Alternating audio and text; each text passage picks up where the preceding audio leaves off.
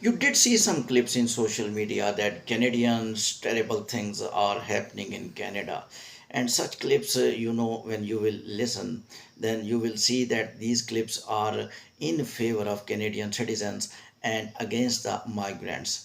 And 90% such clips are favoring Canadian citizens, and 10% they are favoring migrants. And most of the clips are telling that migrants rules must be changed and migrants must not allow to enter in Canada. And they are giving justification, and they are giving mathematical data. And for example, this clip I am talking about, in which it is written, Canadians are in terrible conditions. So when they are writing this topic, and which what is actual scenario, I will analyze by balanced way, by favoring Canadian citizens as well as the migrants. And I will also imagine where is the mistake. Government is doing the mistake, migrants are doing the mistake, our Canadian citizens are doing mistakes, our social media is doing the mistakes. There are four main stakeholders. One is the Immigration Department, IRCC, who is changing rules under the supervision of the Canadian government. There are migrants, are the second stakeholders, and these are the basic reasons due to which problems are created. And Canadian citizens think these are the migrants who are increasing our prices of grocery. These are the migrants who are increasing the prices of houses. These are the migrants who are making some difficult to live in Canada. These are the migrants who are increasing the taxes. These are the migrants who are not helping us. They are in reverse, they are giving us trouble. So these are the actually stance of the Canadian citizens. But I will tell you the data I will share you, you will be astonished. 1%, sorry, 1 out of 5 Canadian national is the migrant. You are getting me? 22% population of Canadian citizens are migrants, and they have part in giving vote to their leaders. Mean that 22% votes will come multicultural individuals coming from India, coming from other countries, other parts of the world. They will give the vote to select the Prime Minister of the Canada. That's why PM of the Canada is not much open against the migrants. You know that? Did you listen any statement, any rough statement from the PM just in these days? No. You listened definitely statement from the immigration minister Mark Miller, when he was telling two very harsh statement. The students, you go back to your own country. The students, you complete your education, and after completion of the education, go back to your home country. We are not going to give you work permit.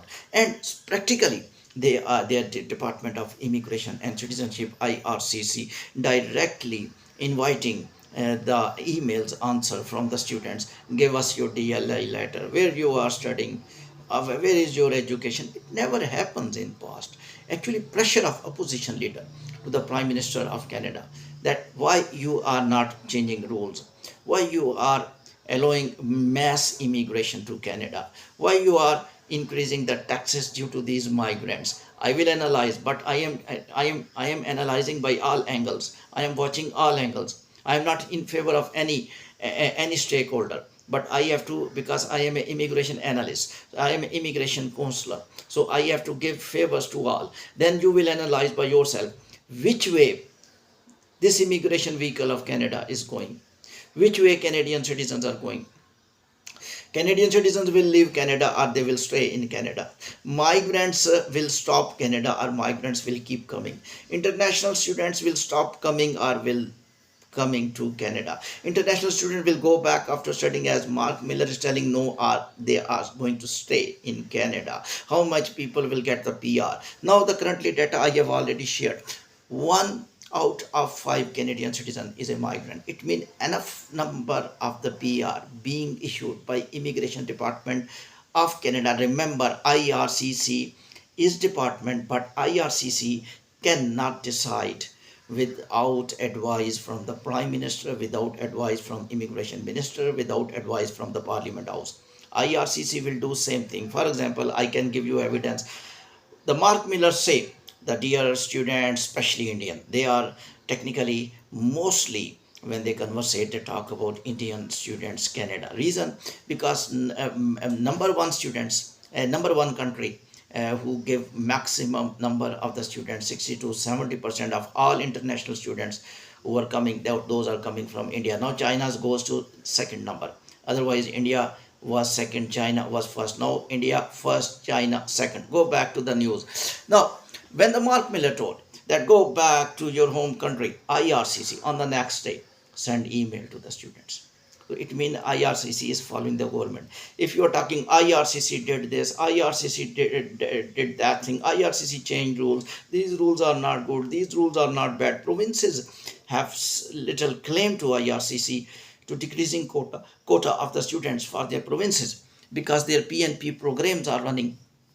Colleges are claiming, and some provinces are claiming that our colleges are getting less quota. Even colleges CEO are telling that our colleges get less quota of the students, due to which other province get the more quota. So a lot of restrictions are there. But my point is, which I want to explain in 3-4 sentences, then I will move forward. IRCC is not the department who is an independent department of immigration and citizenship, and it happens in all government. For example, Donald Trump, if wins the elections, USCIS rules will be formulated by the Donald Trump. And now currently Biden was little bit favoring illegal migrants, not all, but some illegal migrants were given chance to live in USA, were given chance to get the green card. They were sending messages to some illegal that if you have some skills, if you think you are eligible to stay permanently, you must fill up form. We will see are you eligible to stay permanently in US or not. So these all compensations formed by Biden. This is called Biden administration. That's why when social media is giving news, social media will never tell USCIS administration. So immigration department don't decide. Some people are blaming IRCC. IRCC is nothing. That is technically a department that will follow instruction of the government. And PM Justin did not spoke. Reason I told you, PM Justin straightforward telling that I am not going to speak against migrants, because 22% Canadian citizens are migrants and 22% votes are enough for me. Now my analysis. Now Canadian citizens are talking about taxes are due to the migrants. Housing crisis is due to the migrants. I say no. That is due to the poor management, mismanagement of the Canadian, not government, all Canadian departments. Because tax is high, I think that must be compensated, because when they will have less money in their bank account, they will put more taxes. Number two, housing crisis, the planning of the developed countries were very poor. I am not satisfied. They were very developed countries. They were very I really appreciated all developed countries like USA, UK, Canada, Australia. They are a very good planner. I will tell you, A levels paper, which will come after 4 years, the examiner has already made. And one question they made, they make practical experience, then they made the question, so that there must not be any mistake in that question. If they can make a question of A levels 5 years before, why they are not able to make houses 5 years before? That was little poor planning. Taxes are not due to the migrants. Migrants, only those migrants are harmful who are non-genuine, who are criminal, and who are not students if they are students, who are not skilled worker if they are coming as a skilled worker. Those problems are not in Canada. In all the world, the good migrants are also entering, the bad migrants are also entering. I think Canada wealth depends upon good migrants.